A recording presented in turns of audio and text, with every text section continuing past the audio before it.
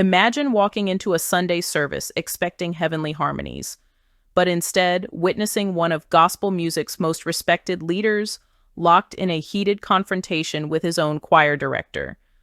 Cameras were rolling, voices were raised, and before anyone could stop it, the moment went viral. What really happened between Bishop Marvin Winans and his choir director that left the church world buzzing? Stay tuned, because what unfolded behind that pulpit is more than just a disagreement.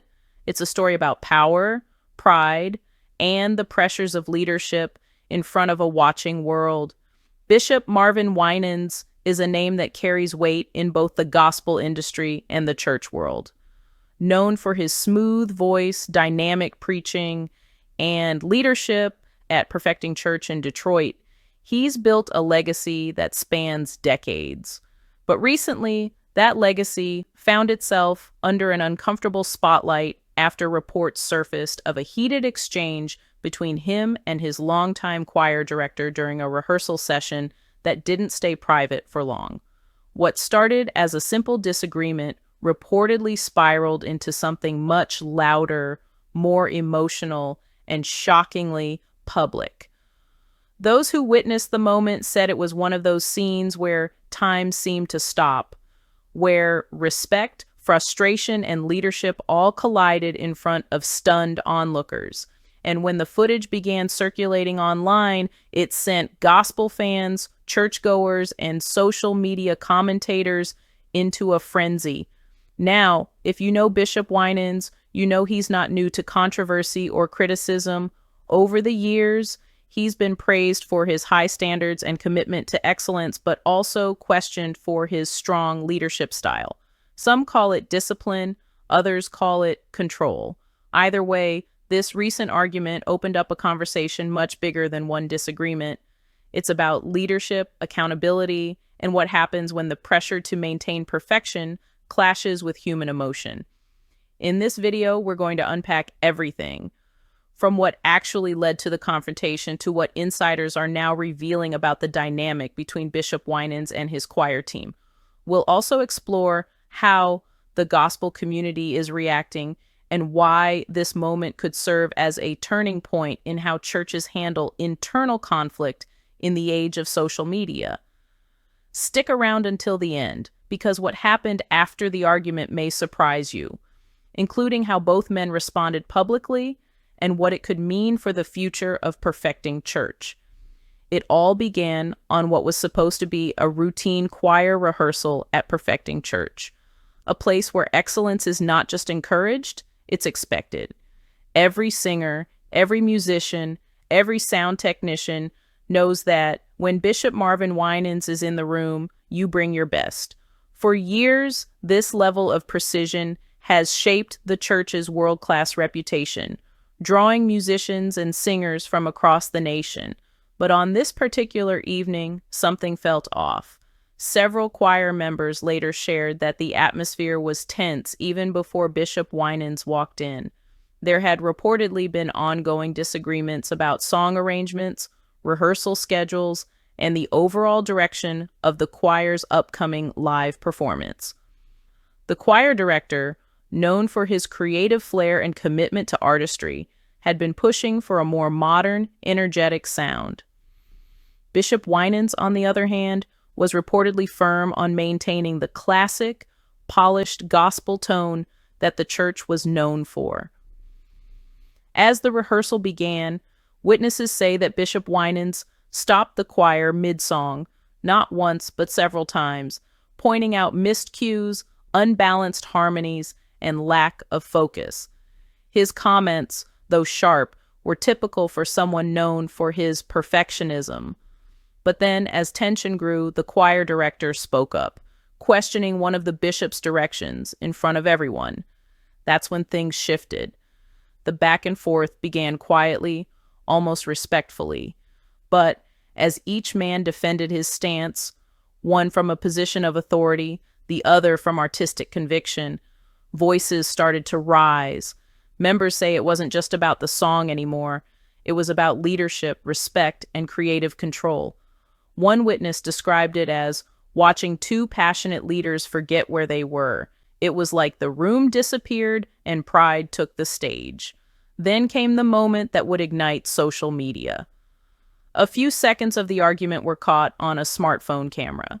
The clip, just under a minute long, showed Bishop Winans visibly frustrated, gesturing toward the director, while the director appeared equally defensive. Though the clip didn't capture the full context, that didn't stop viewers from filling in the blanks. Within hours, it was circulating across Facebook, X, and YouTube, with captions like "Bishop Winans loses his cool" and "Choir director stands his ground." The reactions were explosive. Some fans defended the bishop, arguing that leadership sometimes requires tough correction. Others felt the clip showed a lack of humility and grace from someone in spiritual authority. The divide was immediate, and it quickly became one of the most talked about topics in gospel circles. But what most people didn't realize is that the confrontation that night was only the tip of a much larger story, one that had been building behind the scenes for months. To truly understand what happened that night, you have to go back several months, long before the argument was caught on camera. Those close to the situation say the seeds of tension were planted quietly, beneath the surface of what appeared to be a thriving ministry. Bishop Marvin Winans has always been known for excellence. As one of the most respected figures in gospel music, a singer, pastor, and mentor to countless artists, his standards are legendary. Perfecting church, under his leadership, has been described as a place where worship meets precision. Every detail matters, from how the choir stands to how the final note fades into silence. But according to multiple insiders, this pursuit of perfection had started to create friction. Some choir members began to feel that the rehearsals were becoming more about performance than praise. Others, however, believed that Bishop Winans was simply trying to protect the legacy of gospel music from becoming too commercialized. Then came the choir director, young, talented, creative, and unafraid to push boundaries. He had a fresh vision for the music, more contemporary arrangements, modern harmonies, and even a few crossover collaborations. For many, his energy was refreshing, but for Bishop Winans, it may have felt like too much, too soon. People close to the team say the two men respected each other, at least in the beginning. The choir director admired Bishop Winans' spiritual authority and musical genius, while the bishop appreciated the director's innovation and drive. But over time, creative differences started to clash with leadership structure. According to one source familiar with the rehearsals, the director would often suggest changes to songs that had already been finalized. Small tweaks at first, a new intro here, a vocal run there. But these adjustments reportedly frustrated the bishop, who believed that once a piece was set, it should stay that way. It wasn't just about the music, it was about order, respect, and consistency. The issue escalated during preparations for a major live recording, one that was expected to draw thousands of attendees and millions of online views. The pressure was enormous. Rehearsals grew longer, emotions ran higher, and what used to be moments of creative collaboration started to feel like power struggles. Several insiders claimed that during one of these rehearsals, the bishop had already warned the director to stay in his lane, emphasizing that musical decisions ultimately came from leadership. But the director, confident in his expertise, continued to voice his artistic opinions, and that confidence was sometimes mistaken for defiance. Behind the scenes, staff members described the atmosphere as tense but quiet. Everyone could feel that something was about to boil over. Even some choir members began choosing sides. Some felt loyalty to the bishop's authority, while others admired the director's courage to speak up. Then came the fateful night when everything unraveled.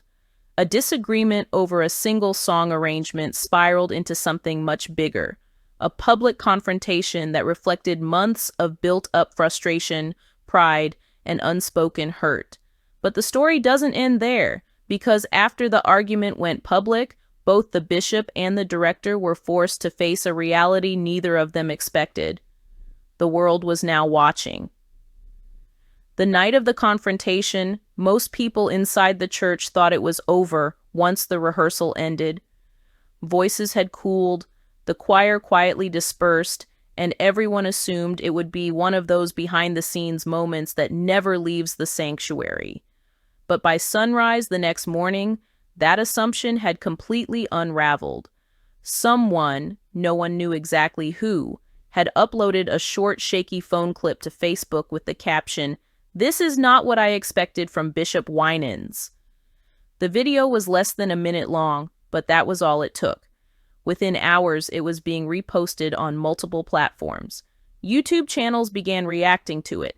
Instagram blogs and gossip pages picked it up with captions like, "Church drama spills over at Perfecting Church," and "Bishop Winans goes off during rehearsal."